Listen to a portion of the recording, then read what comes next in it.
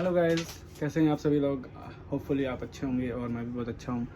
तो गाइस, हुआ ये है कि इंडिया ने अपना मैच जीत लिया है जो बांग्लादेश से, और सीरीज़ जीत गई है इंडिया 2-0 से।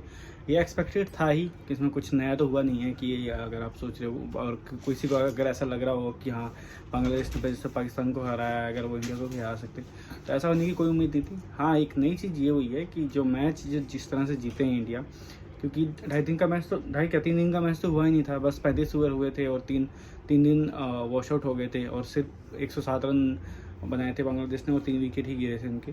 तो अभी पूरी 4 पारियां बची थी। तो वहाँ से अगर मैच जीते हैं तो एक बहुत ही बड़ी बात हो गई। क्योंकि अब जैसे जब मैच शुरू हुआ तो उस टाइम पे बांग्लादेश के सिर्फ 3 विकेट गिरे थे और 107 रन थे। फिर वहाँ से बांग्लादेश को 230 पे ऑल आउट करने में, और जो बॉलर्स ने पार्टिसिपेट किया, बॉलर्स सभी बॉलर्स ने विकेट लिए कि बुमराह ने 3 विकेट लिए, जडेजा ने 3 विकेट लिए, और अश्विन ने 3 विकेट लिए, और सिराज उसने आकाशदीप ने 2 विकेट लिए। तो इस तरह से करके सबने चिप इन किया और कैचिंग किया। रोहित शर्मा की कैच, यशस्वी जायसवाल की कैच, मोहम्मद सिराज की कैच, एक हाथ से बिल्कुल पीछे की तरफ डाई लगा के बहुत ही अच्छी फील्डिंग करी। तो 230 रन पे जब ऑल आउट किया, और वहाँ पे ऐसा लग नहीं रहा था कि इंडिया मैच जीत सकती है। हालांकि जब मैंने उससे पहले जब वीडियो बनाई थी तो मैंने कहा था कि ये इंडिया मैच इस तरह से जीत सकती है कि अगर बांग्लादेश को जल्दी से आउट करे और फिर तेज़ी से रन बनाए। तो वही सेम रोहित शर्मा और जो टीम इंडिया की सोच थी वो भी यही सोच थी। और उन्होंने जब बैटिंग शुरुआत करी, पहले ओवर में यशस्वी जायसवाल ने 3 चौके लगा दिए। फिर रोहित शर्मा ने पहली बॉल खेल रहे हैं टेस्ट मैच की और पहली 2 बॉल में 2 छक्के। तो वहाँ से पता चल गया था कि इंडिया तेज़ी से रन बनाने के लिए देख रही है इंडियन टीम। और वहाँ पे जब पारी ख़त्म हुई, मीन्स जब इंडिया ने जो अपनी बनाई 289 करीब रन बनाया, और जो लीड थी वो 56 रन की लीड मिली इंडिया को।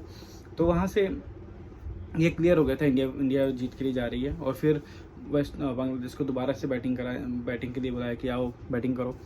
और 10 ओवर बाकी थे, दिन के 10-12 ओवर बाकी थे जो टाइम के अकॉर्डिंग, उसमें 10-12 ओवर ही हो सकते थे। तो 12 ओवर में 2 विकेट ले लिए और एक अश्विन ने दोनों विकेट लिए।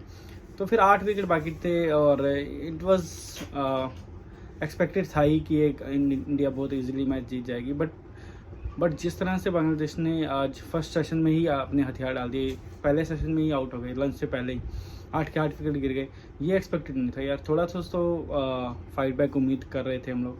ऐसा लग रहा था कि बांग्लादेश थोड़ी सी फाइट बैक करेगा और सेशन को कम से कम टी तक तो लेके जाएगा, बैटिंग को टी तक लेके जाएगा। बट ऐसा नहीं हुआ और उसमें आते अश्विन ने विकेट ले लिया, फिर आकाशदीप ने विकेट लिया, और फिर लास्ट के जो विकेट्स हैं वो जसप्रीत बुमराह ने एकदम क्लीन कर दिए सारे। तो इस कुल मिला के जो टारगेट मिला वो मिला 95 रन का।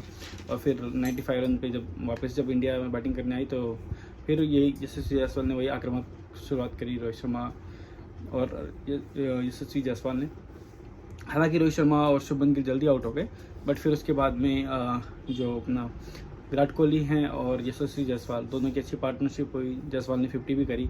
फिर जब 4 रन रह गए थे, 3 रन रह गए थे, तो एक बड़ा शॉट मारने के चक्कर में जायसवाल आउट हो गए।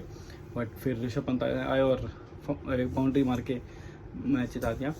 तो इस तरह से जो इंडिया की जो सीरीज़ है 2-0 से इंडिया ने सीरीज़ जीती है, वाइट वॉश किया है बांग्लादेश का। वही बांग्लादेश जिसने पाकिस्तान को जाके पाकिस्तान में हराया था, उस बांग्लादेश की जो टाइगर की यहाँ खाल उतार दी गई है और 2-0 से बांग्लादेश को हरा दिया गया। जो ये वाला जो टेस्ट है ये लिटरली ढाई दिन में ही जीत गई इंडिया। और 2.5 दिन भी पूरे क्यों, 2 दिन के अंदर ही मैच ख़त्म हो गया। अगर आप दिन का वो काउंट करो तो इंडिया ने टोटल जो बैटिंग करी है वो 52 ओवर बैटिंग करी है और कोई भी मेडल नहीं खेला है। तो इसमें दिखा सकते हैं कि इंडियन कितने अटैकिंग माइंडसेट से मैच खेला है और किसी भी सिचुएशन में मैच जीतना ही चाह रहे थे।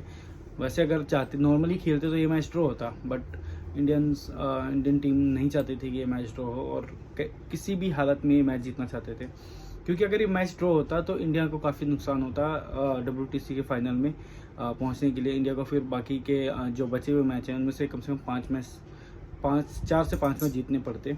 बट अब ये जीत गए हैं, तो अब इसके अलावा अगर न्यूजीलैंड की जो सीरीज़ है वहाँ तीनों मैच अगर जीतते हैं तो ऑस्ट्रेलिया में सिर्फ एक मैच जीतने की जरूरत पड़ेगी और इंडिया फाइनल में पहुँच जाएगा। तो उस WTC के लिहाज से बहुत क्रूशियल मैच था, तो जीतना बहुत ज़रूरी था और ये इंडिया ने मैच जीता भी है।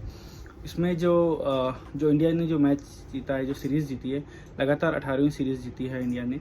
और 2012 में जब लास्ट टाइम हारे थे इंग्लैंड से, उसके बाद से अभी तक एक भी सीरीज़ नहीं हारी इंडिया में। तो ये दिखाता है इंडिया का डोमिनेंस। इंडिया अपने घर पे इंडिया को इंडिया में हराना इट्स ऑलमोस्ट इम्पॉसिबल। तो काफ़ी स्ट्रॉन्ग है इंडियन टीम, और इंडियन टीम की बैटिंग, बॉलिंग, फील्डिंग सब कुछ काफ़ी अच्छी है इंडिया के हिसाब से। ओके, तो रविचंद्रन अश्विन को मिला है मैन ऑफ द सीरीज़, और ये इनकी 11वीं मैन ऑफ द सीरीज़ है, और उन्होंने इक्वल किया है मुथैया मुरलीधरन को। तो मुथैया मुरलीधरन की भी 11 मैन ऑफ द सीरीज़ थी, और रविचंद्रन अश्विन की भी 11 मैन ऑफ द सीरीज़ हैं। तो एंड अभी और भी सीरीज़ अभी खेलेंगे अश्विन, तो होपफुली मुथैया मुरलीधरन से ऊपर तो आ ही सकते हैं आराम से। फिर रही बात मैन ऑफ द मैच की, तो यशस्वी जायसवाल को मैन ऑफ द मैच मिला है, क्योंकि उन्होंने दोनों पारियों में हाफ सेंचुरी लगाई है, अच्छी बैटिंग करी है, तो इसके लिए उन्हें मैन ऑफ द मैच मिला है। तो कुल मिला के ये था गाइस, जो सीरीज़ थी वो हो गई, निपट गई है। अब जो नेक्स्ट सीरीज़ है वो है T20 सीरीज़, जो 6 तारीख से शुरू है। हालांकि उसमें कोई भी जो टेस्ट की टीम का कोई भी प्लेयर नहीं खेलेगा, क्योंकि उनको सबको आराम दिया गया है। जो इसके बाद जो नेक्स्ट इम्पोर्टेंट असाइनमेंट है वो है न्यूजीलैंड की सीरीज़। तो अब जो मेन शिफ्ट है वो अपना T20 सीरीज़ में है। उसमें जो जितने भी प्लेयर्स हैं वो मोस्टली नए प्लेयर्स हैं, जैसे अभिषेक शर्मा, रिंकू सिंह। हालांकि रिंकू सिंह तो पुराने प्लेयर हैं। सूर्य कुमार यादव जो T20 स्पेशलिस्ट हैं, सूर्य कुमार यादव, हार्दिक पांड्या, नीतीश रेड्डी आए हैं, मयंक यादव आए हैं। तो एक्साइटिंग सीरीज़ होएगी, क्योंकि इसमें यंगस्टर्स भी हैं, कुछ नए प्लेयर हैं, कुछ पुराने प्लेयर हैं। तो जो टेस्ट सीरीज़ में जो भी टेस्ट प्रोबेबल हैं वो नहीं खेल रहे हैं, वो नहीं रहेंगे। बट इसके अलावा बाकी जो भी यंग और पुराने जो T20 स्पेशलिस्ट हैं उनका मिक्सर है। तो जैसा होगा मैं आपके लिए वीडियो लेके आऊँगा। तब तक के लिए bye bye, take care, thank you.